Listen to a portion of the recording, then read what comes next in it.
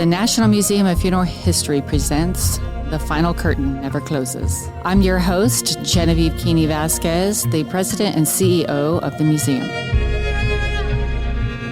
Today, I have a guest with us that I find very fascinating, and I'm really interested in diving into a lot of questions that a lot of people might not understand what goes on the other side or the depths of crime and how it affects our families.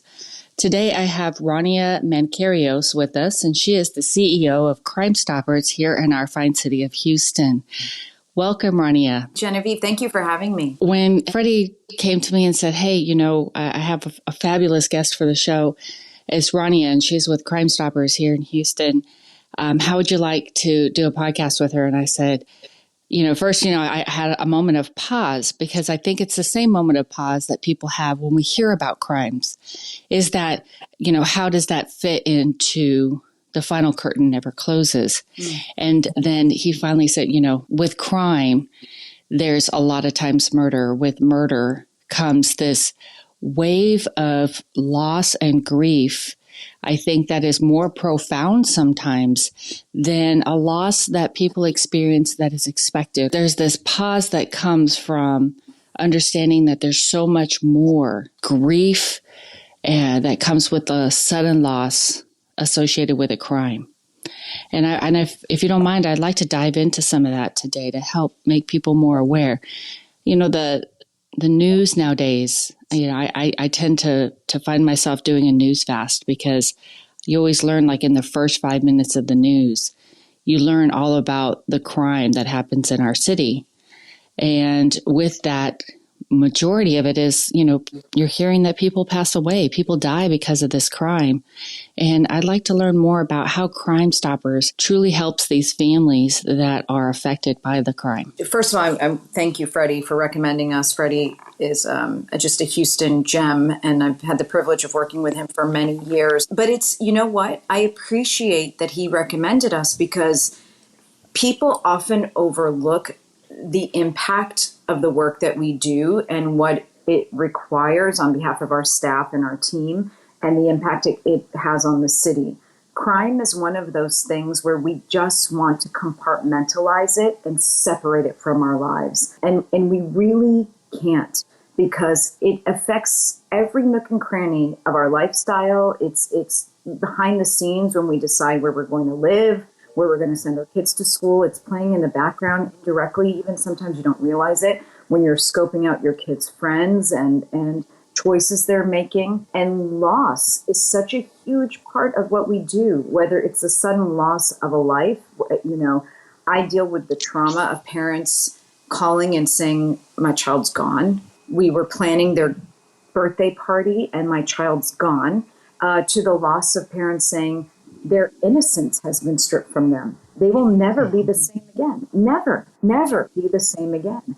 And it is an everyday reality of what we deal with. And understanding that is a huge part of our job, but also communicating it is really, really important, so the community can sort of understand what we deal with and how we all kind of will deal with the ramifications as a society, whether or not we knew the students who lost their lives in an active shooting at school. Well, we may not know those students, but school culture will change forevermore.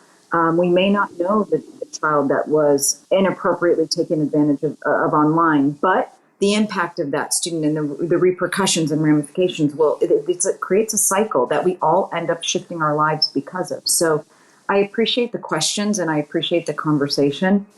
I think for us, what we've realized is loss it's permanent. It's final. You cannot go back. There's the trauma that might be leading up to a loss. Like, we know we'll have parents that will call and say, listen, if we don't do something about our son, he's going to end up killed. He's in a gang. He's in a cycle. It's crime. It's getting more egregious. He's going to end up losing his life. We also deal with the trauma following a sudden impact and a sudden loss. So there's many different levels of it. And I lost my father 2 years ago. and started to look at loss, differently and asking myself, well, how does loss compare for me when I watched my father slowly end his life at 87 to loss of someone that was shot while shopping. How does my loss compare to their loss? Where does the trauma fit in? How does it fit in differently for both of us? What conversation should we all be having about loss? We don't want to talk about it. It's hard to talk about, believe me.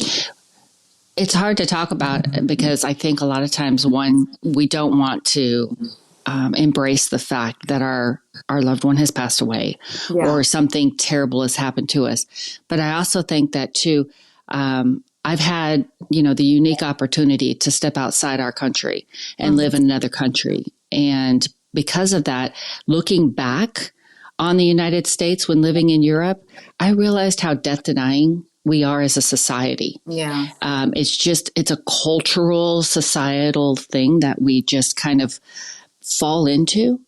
And I think with that, we end up putting people on the outskirts that we cannot relate to. Mm-hmm. If we can't relate to somebody who has suffered a loss in a crime, or we haven't been able to relate to somebody who has a loss naturally because we haven't experienced it ourselves, or we're seeing it on television, we're exposed to it, but our level of attachment does not exist. And when we detach that ability to understand, relate, or empathize, I think that's where we have a hard time being able to talk about it as a community, as a society, and as a nation. Well, and I'll add another layer to that. There's that sense of detachment, but really it comes from fear. Oh, yes. I don't want to deal with this. And as much as I can keep it away, that means it's not my life. I don't have to. I've put up walls. I've made sure I'm in a good zip code. I've made sure I'm in a good school. I made sure that I work in a safe part of town. My job has very minimal risk. I've already indirectly put up enough walls where I shouldn't have to deal with this. I completely agree with you. My husband and I, we were shot at in our own backyard one night, just relaxing, and I can tell you that the trauma associated with that was a domino effect. And I was like, okay, we have to move. We can't have a forest in the backyard. We need to have a gated community. And I all of a sudden just put up all these walls that gave me a sense of protection from that trauma. So yeah, I get it. But what happens when we're not able to do that? We're not able to put up those walls of protection, or we've already been a victim of that trauma and we weren't able to protect ourselves, and now we're in it. And if I can ask, from the time that somebody is a victim of a crime, whether it's a crime of robbery or a crime of murder, how soon do you at Crime Stoppers step in and start working with those individuals that have been traumatized? Oftentimes immediately. Oftentimes they will get connected to us through a community member, through police department, just through the wave, the impact of what's happening. They start now, depending on how high profile, usually when it's a murder, usually it's a murder of a child, the more complicated the case, the quicker the media steps in, and very quickly they'll be pushed sort of in our direction. And we are there to hold their hand, to help them deal with the media, because the media has a very important role to tell the story and help us put the pieces together and engage the community's eyes and ears to fill in those gaps. We obviously want to be working with law enforcement. The victim family needs to work with their investigators, who are going to be the only route to justice that the family can have. So we want to help them do that. There's sometimes the need for legislative change. We had one case where a little baby was shot during a drive-by shooting. He didn't die, but after all the medical treatment was said and done, we're bringing this young child right back to that home with bullets. And we thought, well, there's victim compensation and there are victim rights, but nothing that helps a family in this situation. It's more like if there's a family violence case, we'll help. There's a little bit of money in the state to help you move and go somewhere else for protection. But what about the trauma of going back to the same spot and going into a room where you see bullets everywhere? So shouldn't there be an allocation of funds to help you start over in a new place where the trauma's not there? So we'll look at that. And then, one of the victims, a mom of a young girl that was shot just while the family was driving, running errands in the Houston area, she said something very poignant. She said, whether or not the suspect is found, whether or not the suspect goes to jail, whether or not justice is served, no matter what, we, mom, dad, brother, sister, we face the life sentence. We're not going to have her for her next birthday. We're never going to see her graduate middle school or high school, or know what she was going to college, or know what her future was going to be, who she might marry, what those kids were going to. We will never know. And we will never not think about that. And so there's more to the story. There's the justice seeking. There's the feeling of anger. There's this can't happen. And we've identified a massive loophole in the law. But then then life. How do you continue to parent a lost child? Well, there are things we can do. We work with commissioners to put things in parks that are everlasting in memory of those children. There's more to the story. So we are involved in all of that. And often victims will say, when everyone else has forgotten about us, Crime Stoppers is still there working arm in arm with us. How long do you end up working with a family? And is it for the lifespan of the family, or is it a limited amount of time? So for us, there's no such thing as a cold case.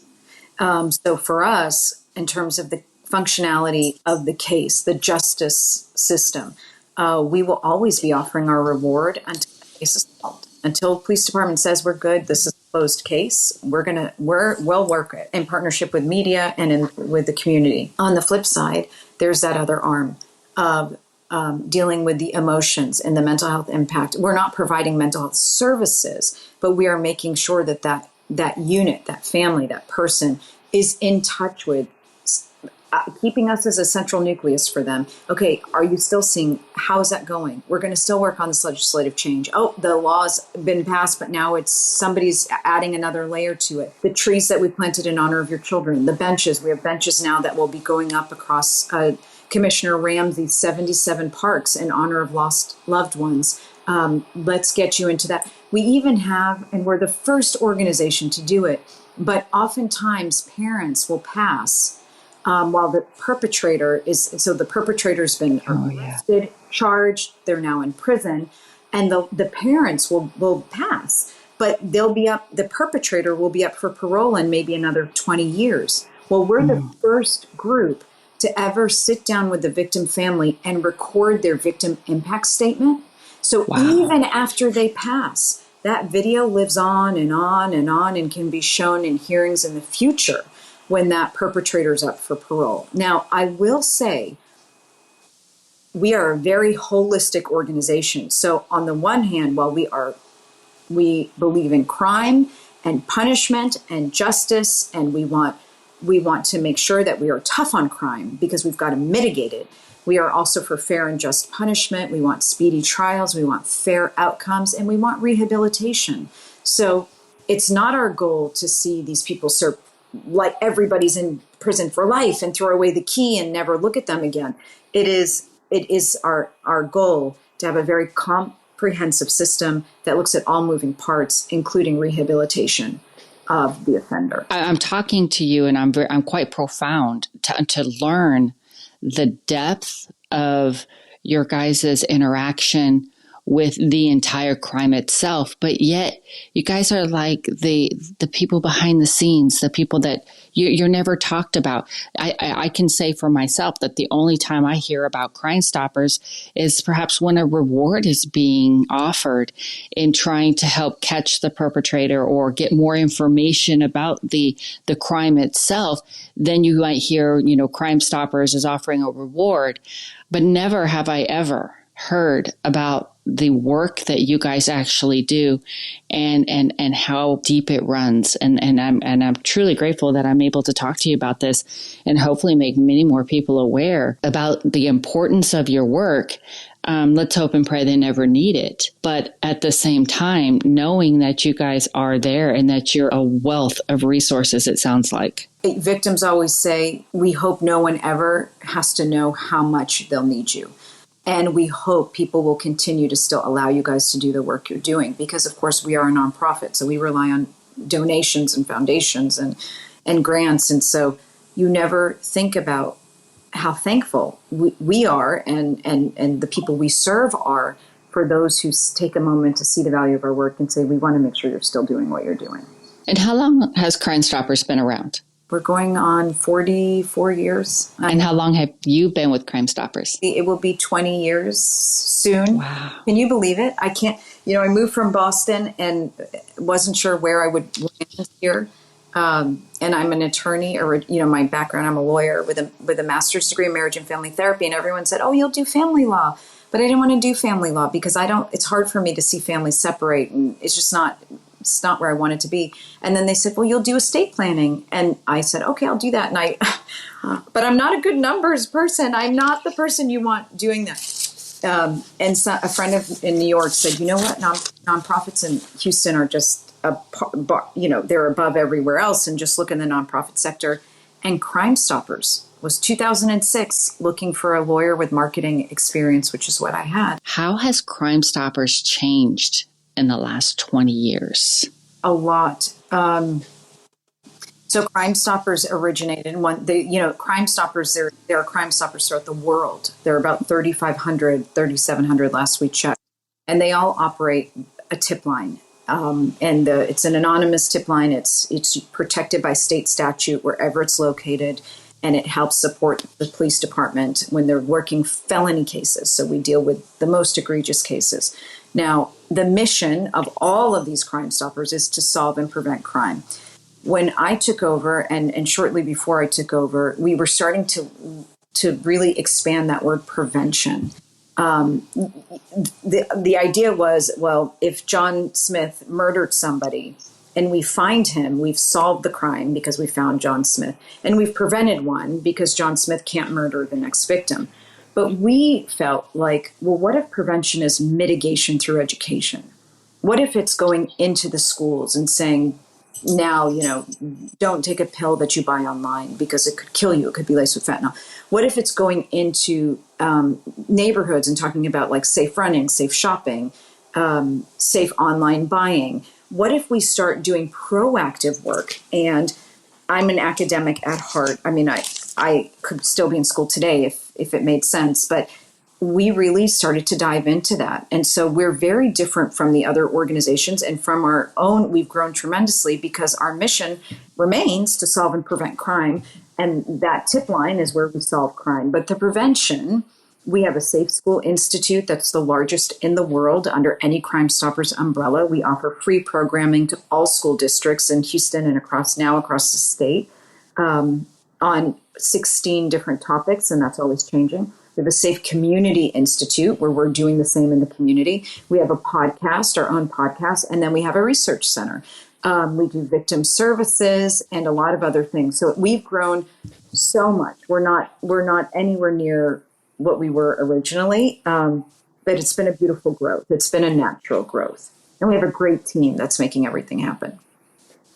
So if a person, let's say somebody suffered a crime 15 years ago, and they weren't aware of Crime Stoppers, or they're still, troubled with the loss of their loved one because of a crime, and they've just stumbled across you through this podcast, and then said, "Well, that happened to me so long ago. I'm pretty sure that it's not applicable to me anymore."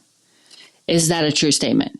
No. Well, if the case is unsolved, then absolutely call us. And if it's a felony case, we can start working that case. We will work with the investigators, of course, assigned to the case. We're civilians, and we have our law enforcement detail, and we're very careful to work hand in hand with the law enforcement.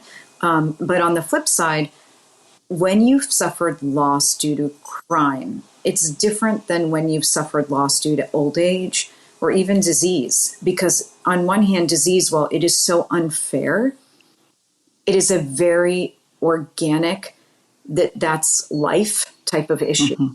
Crime is like, what? No, like it can't happen to me. It could have never happened to my child. Like we don't digest it the same. So the trauma the impact from it is very different. And a lot of times there's these surviving victims or surviving family members want to do something.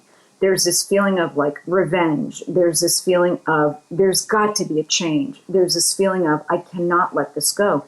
And we can funnel that into something healthy and productive. We're often put in a very odd position, Genevieve, because we'll have victims come and they'll call out elected officials and they'll speak with anger. And I one time had a really interesting conversation with our sheriff and Sheriff Gonzalez, and I said, I don't know what to do when the victim families, like, in their anger, call out like a sitting elected official. I don't know what to do. And he said, Rania, look, we all understand the grief that they feel. The anger, it's theirs to say. We all of us know we can't. Don't worry. We don't need to mitigate that. Let them speak. Let them say what they need to say. But let's then hold their hands and say, how do we turn this into something positive? If we've identified an issue with leadership, political, otherwise, blah, blah, there's a bunch of different genres, buckets we could go.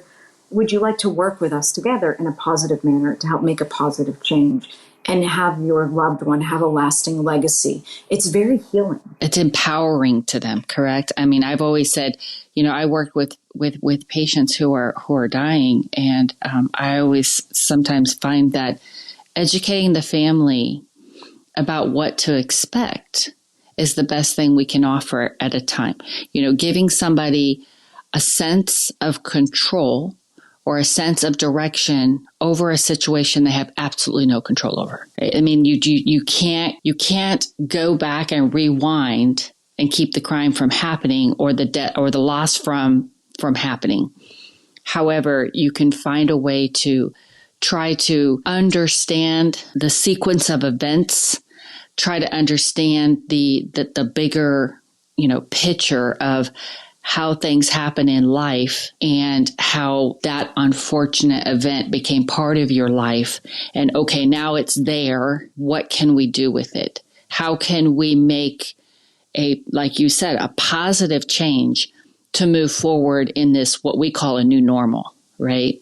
Your life, like you said, is forever changed, but you have to kind of get back to some sense of functionality. You can't constantly function in anger because, the anger breeds contempt, and contempt brings additional unhealthy behaviors that could affect so much more in your life that you don't realize, right? Like if you have other children you need to tend to, if you have a job you have to go to, these are important elements that you still need to be present in.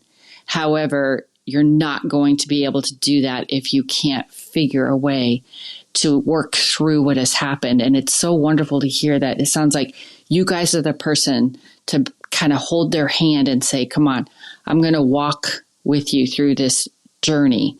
It's going to be a difficult journey, but we're going to walk through it together and we'll get to the other side so you can look back on it and understand how things happened a little better. We always say we can't change what happened to you or your loved one, but we can make a lasting legacy that is positive moving forward. And it's really hard because there is that moment of, I don't want positive. I don't want that to be my job. I don't want any of that. I don't care. I don't want that. I want my loved one back. I want to reverse. Exactly. So we see that. We see that often. In a sudden death versus a death that, someone might be expected, through an illness, you find that there's kind of almost a reverse of the stages of grief. Yes. And then there's a compounded stage of grief as well. And sometimes they probably don't realize what they're going through, but they're going through sometimes maybe multiple stages at the exact same time, which can be very difficult for people to grasp the concept of what they should be doing versus what they feel like they want to do. I think about this a lot when you get on an airplane and you sit there and they give you the orderly instructions of what to do in case of an accident. Okay, sit with calm, put the mask on, make sure your seatbelt's flat. But in the reality of the crashing trauma, how you respond is not necessarily going to be like, okay, they said to sit quiet, and now put the mask, and make sure you have, like as a parent, I'll be like, I don't care if I don't breathe. I've got to put the mask on my child. I'm not going to. Exactly. In reality, we might understand the different processes, but when you're in the crash, in that moment of trauma, you're going to deal how you deal because it's a fight for survival. Exactly. Your body just automatically takes over. It's a fight or flight response. And if you've never experienced it, it's almost kind of an interesting concept of that. You look back and be like, did I really do that? Yeah. Did I do that? I don't remember doing it. I didn't even think about doing it. Yes. And I think that's the difference of usually we have a thought process that preempts what we're doing, correct? And in the flight or flight response, you're just doing. There's no thought to it. I was in a mall in the Houston area many years ago. Honestly, it might have been like 6 years ago now. And I had my 3 kids and they had 2 friends with them. And the mall food court has a carousel that's 2 floors. And so I had the youngers with me on the bottom floor and the older girls. And the older girls were like 5th grade, 4th grade maybe, were on the second level. And all of a sudden we heard shooting. Oh, and I thought, oh my gosh, there's a shooter in the mall. For me, because I live in this world, I was very calm. I had to get the younger girls out, call to the upper girls. They stopped the ride immediately, but everybody got off and get the older kids, walk to the nearest exit, which I already knew because I live that way. Like I live that, my life is like, where's the nearest exit always? Mm-hmm. But I said, wait a minute, Rania, look around because I hope you'll never be in this situation again. Look around. And I noticed a guy next to me had his child in a stroller. They were just running out the mall. And for whatever reason, he stopped and tried to pick up his child, but never unlocked the carriage. And so he's fighting and pushed it because he wants to run holding his child. I understand it. But he wasted so much time. They left the stroller, the bag, the shoe, which, by the way, yes, leave it all. But in the fight or flight, he wasn't even making rational decisions because, and I don't blame him. I of course. But it was very interesting to watch that as much as you might talk about it or think about it. But here's the thing we always talk about. With excessive training and discussion, and I experienced it personally, you can remove the immediate sense of chaos, like that spins in your head, and start thinking rationally. Like, no, okay, wait a minute.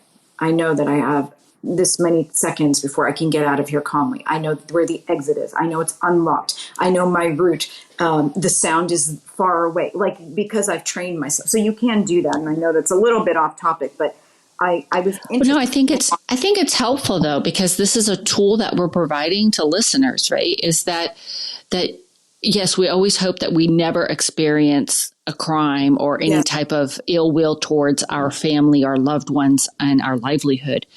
But if there was a training to help people become more aware of their surroundings in a time when it's needed, then I think that could be very helpful. So it's like, what would that training look like? Just like you said, if you do go in a mall, the first thing you do is look for the exits. Think of getting on that airplane and that safety briefing. Go into the mall with that same mindset of where is your nearest exit? What store are you going to? Where are your children? What type of environment are they in a stroller or are they walking with you? Yes. Are they children that like to wander off? Because if they happen to wander in that moment and something starts to happen, it's like all of a sudden now you're panicking, trying to find your dear child. And it's escalated now because instead of, you already know when you're looking for your child, that little elevation of adrenaline starts to creep up. Yes, yes. Can you imagine that now your child has stepped away from you and you hear gunfire? Now that adrenaline now has taken way over. And you might not be able to find your child when your child might have been 2 racks over. Yes. Right. It's interesting because you started by saying, when you lived in Europe, you noticed how sort of death averse. Denying. We don't talk about it. And you're so right, because we need to talk about all these things, whether it's how to go through life safely. And that's, by the way, that's not being paranoid. That's just being smart. That's all it is being smart. And you hopefully will never, ever live with any issues, but You'll never regret being prepared. You'll never regret it. And it doesn't take that much to be prepared. It just takes a moment of pause, stop, let's think about this and talk about it. Similarly with death, going through my own father's passing, it's very hard to talk about. Dad, what do you really want? The only thing we had ever talked about is my dad said, I don't want to be in the ground. I want to be in a mausoleum. I don't want you to have to see me go into the ground. And so that's the only thing we had ever talked about. And in those last moments, I remember when the facility said he's entering hospice, he'll probably pass by the weekend. I had like a day or two where they said but remember, it was like a Sunday. She said, by Tuesday, he's not going to be able to answer you.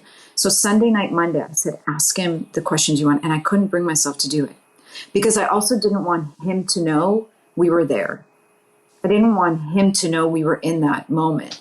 And so how much better would it be if like my husband and I sat down now, healthy, happy, eating dinner, hey, it's a morbid topic, I know, but like, if we were, what do you want? And I think that's the problem. The problem is we label it as a morbid topic, right? And it shouldn't be. You're right. You're right. It should be, it's that hard conversation, but it's a conversation that needs to be had. For sure. Think about the weight that gets lifted off of you if you are going, if tomorrow you knew everything your husband wanted to happen to him.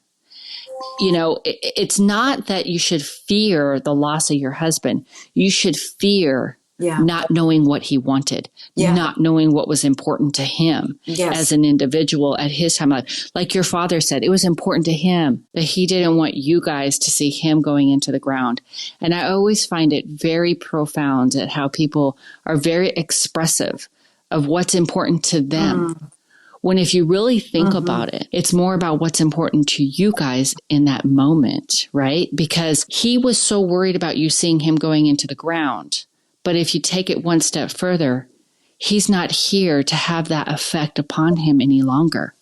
What if you were okay seeing him going into the ground? And then people say, I don't want to have a funeral. Well, you're not going to be here, but we need the funeral. Because the funeral's for the people you leave behind. Yeah. We were robbed that of my grandparents. My grandparents said, I don't want to waste money on a funeral. When we die, we already have our burial plots. We've already discussed everything with the funeral director. I was in Europe. I didn't even know my grandmother passed away. I got the message like a week later that my grandmother passed away, and there was no funeral. So there was this huge void and gap now that was present in my life forever, because they didn't think about the profound effect it was going to have on those of us they've left behind. And I think also, unfortunately, the criminals obviously will never think that. They're never going to think the impact that they are going to have on families for their entire lives from that one moment of an act that they choose to commit or choose to create. And I think that, if we could only get into their minds and tell them, do you realize what you're doing here? Do you realize the ripple effect that you are about ready? I think there's so much that goes into the fact that even if you tell them, they don't care. Yeah. And that's, I think, also very important to look at, going back in time. What human interactions are they so lacking? Societies let them down. Their parents have let them down. The systems let them down. What is it that they're so lacking that they literally don't care? And we've got to go back in time for those people too. And that's what I'm saying. We're a very holistic organization, and we partner with other groups to say, like, do all parts of Houston have grocery stores?